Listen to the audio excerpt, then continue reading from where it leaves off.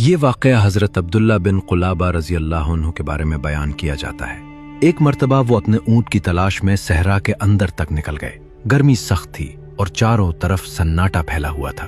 وہ دور تک اپنے اونٹ کے نشانات ڈھونڈتے ہوئے چلتے رہے، یہاں تک کہ اچانک انہیں ریت کے بیچ ایک عجیب منظر دکھائی دیا۔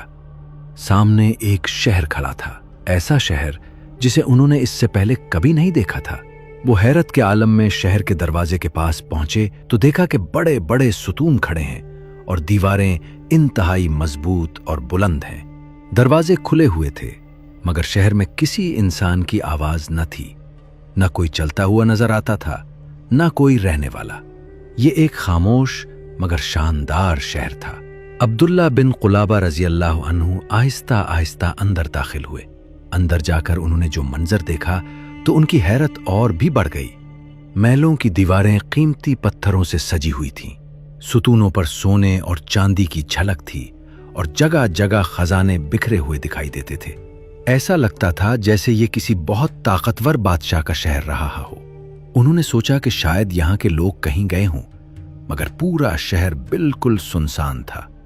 کچھ دیر حیرت سے دیکھنے کے بعد انہوں نے چند قیمتی چیزیں اور سونا چاندی اپنے ساتھ لے لیا اور واپس صحرا کی طرف چل پڑے۔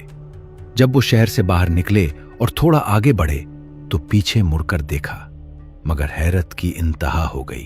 وہ شہر کہیں بھی نظر نہیں آ رہا تھا، گویا ریت نے اسے نگل لیا ہو۔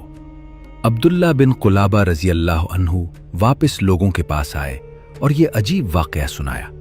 بعد میں جب یہ خبر حضرت معاویہ رضی اللہ تک پہنچی تو انہوں نے اس واقعے کی تحقیق کروائی۔